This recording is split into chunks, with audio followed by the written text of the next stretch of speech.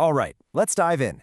Today, we are taking one of the world's most ancient spiritual paths and giving it a serious 21st century reboot. We're talking about Buddhist enlightenment, but probably not in the way you've heard it before. Forget mystical quests for a second. We're going to look at it as a systematic, repeatable protocol for liberating your consciousness. So, let's boot up the system. And that really gets us to the core question here. Is enlightenment some kind of unknowable, mysterious event that just happens to a lucky few? Or could it be something way more methodical, something like a step-by-step firmware upgrade for your own personal operating system? Now, to run this kind of program, we need to speak the right language. So we're going to translate some of these ancient terms into their modern system equivalents. That endless cycle of birth and death, samsara, let's call it the simulation. The ultimate goal, Nibbana, that's base reality. And all those mental blocks, what they call the fetters, well, let's just call them what they feel like, cognitive malware. Okay, so first things first, we have to define the operating environment. I mean, before you can upgrade any system, you've got to understand the one you're currently running, right? So, instead of thinking about reality as physical places, I want you to think of it more like different dimensional bandwidths. Most of us, most of the time, are operating on the 3D bandwidth. It's a really dense frequency defined by this feeling of separation and time moving in a straight line. Now, layered right on top of that is 4D, which is the whole world of our thoughts and emotions. It's like a bridge. But the goal, the whole point of this protocol, is to get stable access to 5D, a state of unity consciousness where that illusion of time just collapses into one eternal nap. So what's keeping us stuck on that 3D/4D bandwidth? This is where the 10 Fetters come in.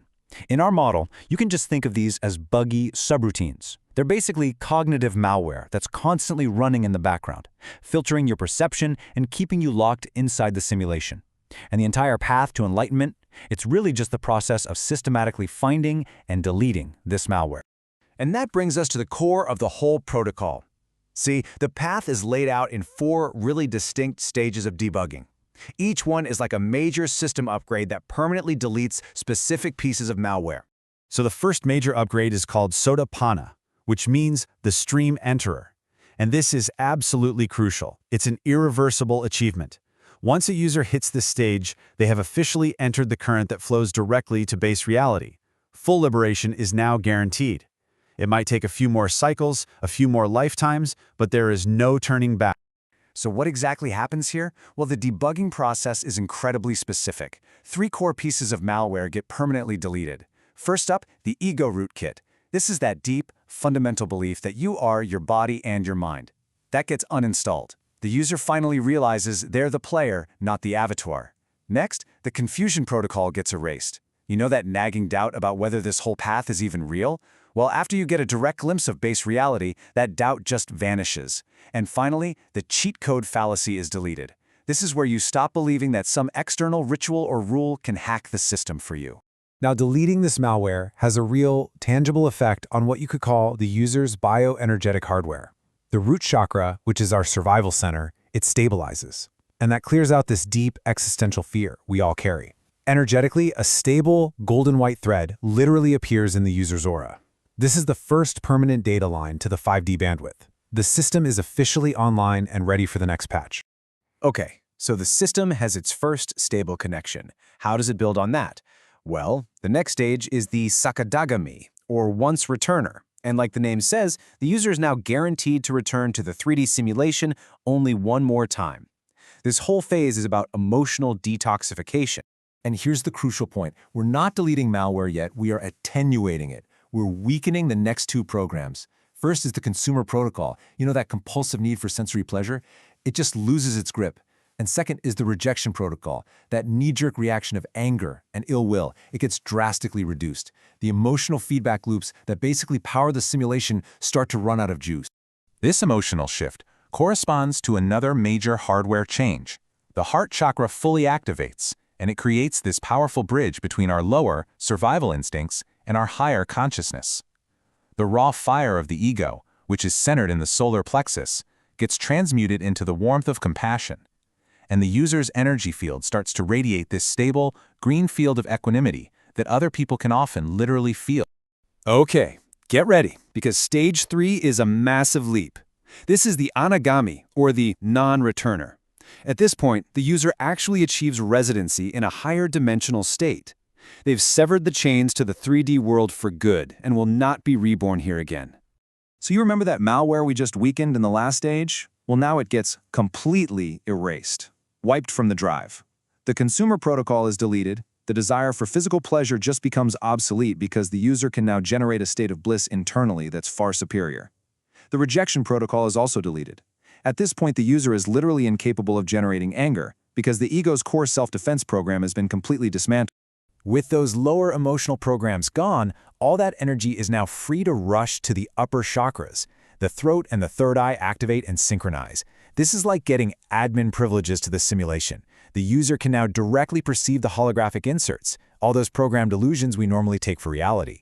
Their aura shifts from the heat of emotion to the cool, luminous light of pure perception, just radiating these blues and indigos.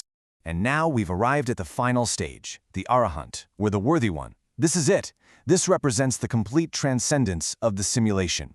The user has solved the game and is basically preparing to log off for good. Here, the last and most subtle malware is purged from the system's firewall. This includes what's called the golden cage attachment. That's the desire for even the most blissful, heavenly states within the simulation. Then, the observer program itself is erased. That's the really subtle, persistent sense of I am that's watching everything unfold. And finally, the root malware, Avijja, is dismantled. This is the core operating system of ignorance itself. It's the very code that generates the simulation in the first place.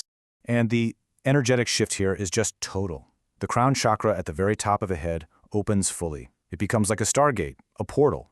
All the individual chakras merge into one single unified column of light. The personal energy field completely dissolves and is replaced by what they call a Buddha field. This immense radiance of unfiltered light from base reality just shining through where the ego used to be. So let's just map out the entire journey. You can see the clear progression here, can't you? You go from an awakened user who's just getting glimpses of 5D to a detoxing user who's stabilizing that connection through the heart.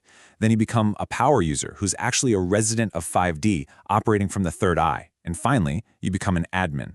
You're fully logged out, accessing base reality directly through the crown. It's an entire evolutionary roadmap for consciousness. So what does it actually mean to log off? What is this base reality that the Arahant has finally accessed? See, Nibbana isn't just another better level of the game.